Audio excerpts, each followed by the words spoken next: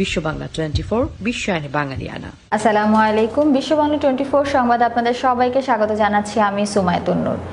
বিশ্ব বাংলা 24 এর সর্বশেষ সংবাদ দেখতে পাবেন বিশ্ব বাংলা 24 ইউটিউব এবং ফেসবুক পেজে।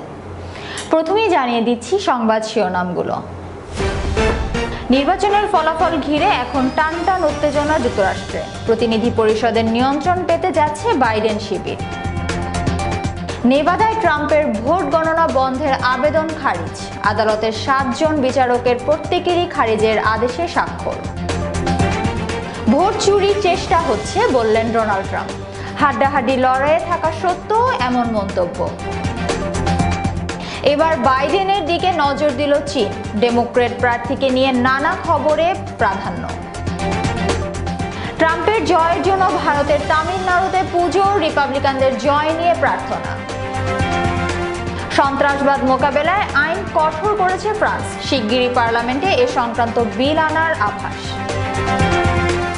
ফ্রান্সের ড্রোন হামলায় আল কায়েদা সংশ্লিষ্ট 50 জঙ্গি নিহতের দাবি, তবে আল কায়েদার কমান্ডার নিহত হয়েছেন কিনা সে বিষয়ে স্পষ্ট তথ্য নেই। এবং রক্তক্ষরণ হওয়ায় মস্তিষ্কে অস্ত্রোপচার করাতে হয়েছে দিয়েগো ম্যারাডোনার। জমাট বাঁধা রক্তগুলো অপসারিত।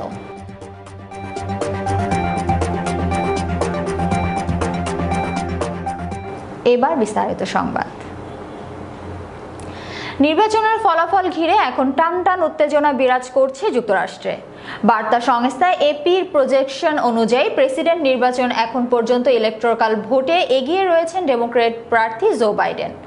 প্রতিনিধি পরিষদের নিয়ন্ত্রণ লাভের দৌড়েও এগিয়ে বাইডেনের শিবির। বিস্তারিত ডেস্ক রিপোর্টে। প্রেসিডেন্ট হতে হলে একজন প্রার্থীকে অন্তত 270টি ইলেকটোরাল ভোট নিশ্চিত করতে হয়। এপির প্রজেকশন অনুযায়ী এবার এখন পর্যন্ত পাওয়া ফলে এরই মধ্যে 223টি ইলেকটোরাল ভোট পেয়েছেন ডেমোক্রেটিক প্রার্থী জো বাইডেন। অন্যদিকে বর্তমান প্রেসিডেন্ট ডোনাল্ড ট্রাম্প একটু পিছিয়ে রয়েছেন। বাইডেন এখনো পর্যন্ত এগিয়ে থাকলেও চূড়ান্ত বিচারে এখনো কাউকে সম্ভাব্য প্রেসিডেন্ট বলার সময় আসেনি। এনবিসির প্রজেকশন বলছে হোয়াইট হাউসের দৌড়ে এখনো কিছু বলা না গেলেও দৃশ্যত প্রতিনিধি পরিষদের নিয়ন্ত্রণ পাচ্ছে বাইডেন শিবির। বিভিন্ন রাজ্যের এ পর্যন্ত প্রাপ্ত ফল বিশ্লেষণ করে এমন সিদ্ধান্তে উপনীত হয়েছে এনবিসি নিউজ।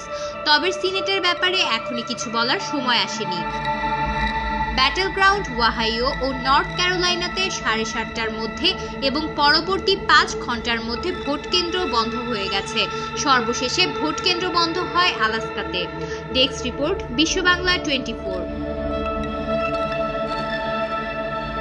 ভোট গণনা বন্ধ রাখতে প্রেসিডেন্ট ডোনাল্ড ট্রাম্প ও রিপাবলিকান পার্টির করা একটি আবেদন খারিজ করে দিয়েছে নেভাদা অঙ্গরাজ্যের সুপ্রিম কোর্ট।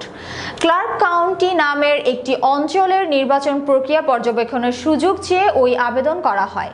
তবে আদালতের 7 জন বিচারকের প্রত্যেকেই খারিজের আদেশে স্বাক্ষর করেছেন। বিস্তারিত ডেস্ক রিপোর্টে।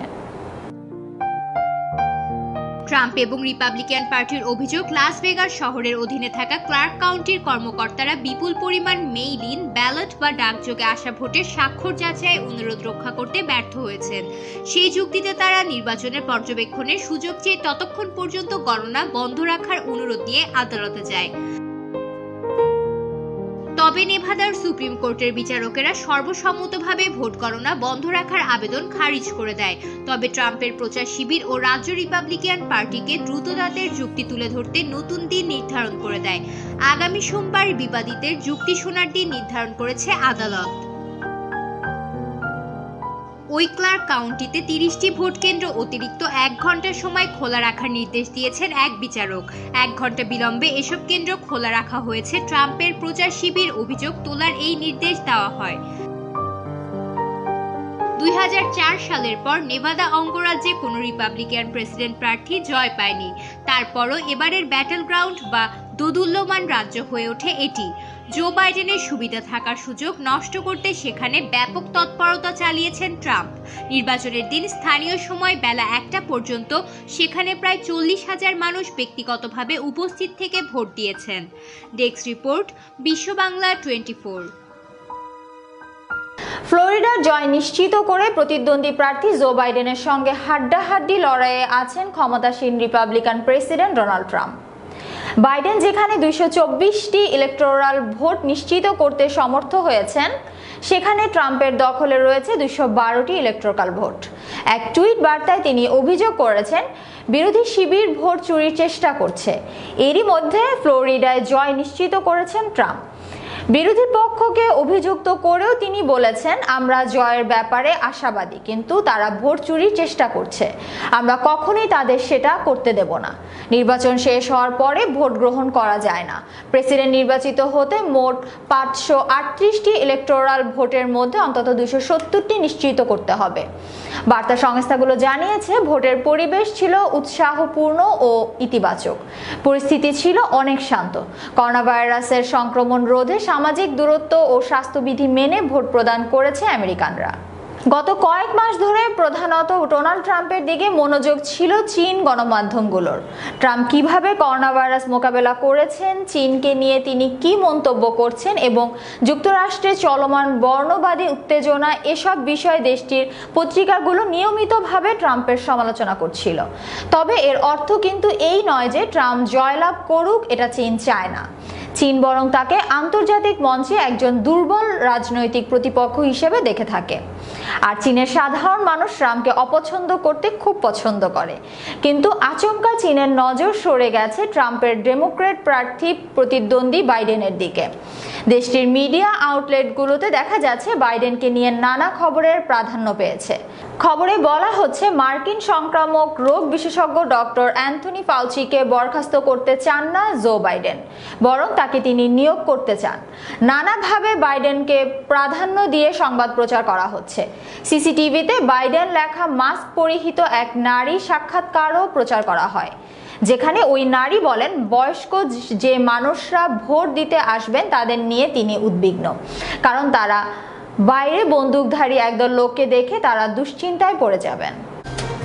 প্রেসিডেন্ট ডোনাল্ড ট্রাম্প যেন আরও একবার যুক্তরাষ্ট্রের প্রেসিডেন্ট হিসেবে নির্বাচিত হন, সেজন্য পুজো দিয়েছেন ভারতের তামিলনাড়ুর একটি গ্রামের বাসিন্দারা। ট্রাম্পের বিজয় কামনা করে ভারতের দক্ষিণের একটি গ্রামে 3 নভেম্বর মঙ্গলবার পূজার আয়োজন করা হয়। তামিলনাড়ুর থুলাসেন্দ্রাপুরম গ্রামের বাসিন্দা ট্রাম্পকে পছন্দ করেন। তারা চান ট্রাম্পই আবারও জয়ী হবেন, সে কারণেই এই পুজোর আয়োজন। হিন্দুত্ববাদী একটি গোষ্ঠী দাবি করেছেন ট্রাম্পের বিজয়ের জন্য 50 লাখ হিন্দুর সমর্থন রয়েছে। মঙ্গলবার নির্বাচন শুরুর আগেই থুলাসেন্দ্রাপুরম গ্রামের বাসিন্দারা বিশেষ প্রার্থনার জন্য মন্দিরের সামনে জড়ো হন। স্থানীয় এক রাজনীতিবিদ পূজার অংশ হিসেবে মূর্তির ওপর দুধ ঢেলে দেন। তিনি জানান এই পূজার সংবাদ সংগ্রহের জন্য 15টিরও বেশি গাড়ি ও মোটরসাইকেল নিয়ে সাংবাদিকরা এসেছিলেন। রাজধানী থেকে শতাধিক মাইল দূরের এই গ্রামটিতে হিন্দুত্ববাদী দল হিন্দু সেনার 24 জনেরও বেশি সদস্য গেরুয়া কাপড় পরে অগ্নি পূজা করেছে এবং ট্রাম্পের বিজয়ের জন্য স্লোগান দিয়েছে। সংগঠনটির প্রতিষ্ঠাতা বিষ্ণু গুপ্ত বলেছেন, ট্রাম্প পাশে থাকলেই কেবল ভারত সন্ত্রাসবাদের বিরুদ্ধে লড়াই করতে পারবে এবং তিনি যতদিন প্রেসিডেন্ট থাকবেন ততদিন চীন ও পাকিস্তানকে দূরে রাখা যাবে। এর আগে মার্কিন ভাইস প্রেসিডেন্ট প্রার্থী কমলা হ্যারিসের বিজয় কামনা করেও বিশেষ প্রার্থনা ও পূজা করেছেন দক্ষিণ ভারতের একটি গ্রামের মানুষ। কমলা হ্যারিসের মা জন্মগ্রহণ করেছেন তামিলনাড়ুতে, সে কারণে ভারতের বহু মানুষের সমর্থন রয়েছে তার প্রতি। চরমপন্থীদের মোকাবেলায় কঠিন হচ্ছে ফ্রান্স। খুব শিগগিরই পার্লামেন্টে এ সংক্রান্ত বিল আনা হবে। সেই বিলে যেসব প্রস্তাব আনা হয়েছে তার কয়েকটিরও কথা জানিয়েছে প্রেসিডেন্ট ইমানুয়েল ম্যাক্রো। নতুন বিলে মসজিদগুলোতে অর্থের উৎস খতিয়ে দেখতে বলা হয়েছে। এছাড়া ধর্মীয় সংগঠন ও শিক্ষা প্রতিষ্ঠানগুলোতেও আরোপ করা হবে কড়াকড়ি। ফ্রান্স ইতোমধ্যে চরমপন্থী মুসলিমদের বিরুদ্ধে লড়াই শুরু করে দিয়েছে বলে মন্তব্য করেছেন দেশটির স্বরাষ্ট্রমন্ত্রী জেরাল্ড ডারমানিন। প্রস্তাবিত বিলের বিষয়ে একটি সাক্ষাৎকারে তিনি বলেছেন, কোনো পুরুষ যদি চিকিৎসকের কাছে যান এবং বলেন মহিলা চিকিৎসকের কাছে তিনি চিকিৎসা করাবেন না, তাহলে তার 5 মাসের কারাদণ্ড ও 75,000 ইউরো জরিমানা করা হবে। একই নিয়ম প্রযোজ্য হবে মেয়েদের ক্ষেত্রেও। কোনো সরকারি কর্মকর্তার ওপর চাপ সৃষ্টি করলে বা কোনো শিক্ষকের কাছে পড়তে না চাইলেও শাস্তি হবে। তার এ বক্তব্যের পরপরই সামাজিক মাধ্যমে শুরু হয়েছে সমালোচনা। বিশেষ করে চিকিৎসক বা নার্সের কাছে চিকিৎসা নিতে না চাইলে কারাদণ্ড ও জরিমানার বিধানের সমালোচনা করেছেন নেটিজনরা। ডিসেম্বরে আনা হবে এই বিল। 1905 সালে রাষ্ট্র থেকে চার্চকে আলাদা করতে আইন করা হয়েছিল, সেই আইনকেই সংশোধন করে নতুন প্রস্তাবগুলো ঢোকানো হবে। পশ্চিম আফ্রিকার দেশ মালিতে আল কায়দা সংশ্লিষ্ট এক জঙ্গি গোষ্ঠীর ঘাঁটিতে বড় ধরনের হামলা চালিয়েছে ফ্রান্স। জার্মান সংবাদ মাধ্যম ডয়চে ভেলে জানিয়েছে, এই ড্রোন হামলায় এখন পর্যন্ত 50 জনেরও বেশি জঙ্গি নিহত হওয়ার খবর পাওয়া গেছে। ফ্রান্সের প্রতিরক্ষা মন্ত্রী ফ্লোরেন্স পার্লি জানিয়েছেন, বুর্কিনা ফাসো এবং নাইজেরিয়ার সীমান্ত এলাকায় শুক্রবার এই অভিযান পরিচালনা করা হয়। ওই এলাকায় নজরদারিতে ছিল ফরাসি বাহিনীর ড্রোন। এ সময় মধ্য মালিতে আনারুল ইসলাম গোষ্ঠীর জঙ্গিদের একটা বিশাল গণভয় তাদের নজরে আসে। এই আনারুল গোষ্ঠী মূলত আল কায়দার সঙ্গে কাজ করে। পার্লি আরও জানান, ফ্রান্সের নজরদারি ড্রোন দেখেই জঙ্গিরা গোপন ডেরায় আশ্রয় নেয়। পার্লি আরও জানান, ফ্রান্সের নজরদারি ড্রোন দেখেই জঙ্গিরা গোপন ডেরায় আশ্রয় নেন। তবে বিমান বাহিনী সেই ডেরা শনাক্ত করে হামলা চালাতে সক্ষম হয়। হামলায় বেশিরভাগ জঙ্গিরই মৃত্যু হয়েছে। আটক করা হয়েছে 4 জনকে। ওই স্থান থেকে প্রচুর অস্ত্র ও বিস্ফোরণ উদ্ধার হয়েছে। ঘটনার পরপরই নাইজারের প্রেসিডেন্ট ও প্রতিরক্ষা মন্ত্রীর সঙ্গে দেখা করতে ফরাসি প্রতিরক্ষা মন্ত্রী সেখানে গেছেন। এছাড়া মালিতে 200 জন জেলবন্দির মুক্তির বিনিময়ে বিদ্রোহীদের কাছ থেকে 4 ফরাসির মুক্তিও নিশ্চিত করেছে ফ্রান্স সরকার। গত জুনেই মালিতে বড়সড় সাফল্য পেয়েছিল ফরাসি সেনারা। সে সময় আল কায়দার শীর্ষ নেতা আবদেল মালেক দ্রুকদেল ফরাসি সেনাদের হামলায় নিহত হন। তবে শুক্রবারের হামলায় আল কায়দার এই কমান্ডার নিহত হয়েছেন কিনা সে বিষয়ে স্পষ্ট করে কিছু বলেননি পার্লি। এবার খেলার খবর। তেমন সমস্যা নেই ডিয়েগো ম্যারাডোনার, এমন কথা শোনা গিয়েছিল আগের দিন। পরে জানা গেল বিষয়টা আসলেই গুরুতর।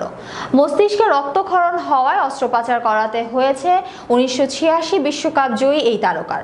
মঙ্গলবার করা সেই অস্ত্রোপচার অবশ্য সফল হয়েছে।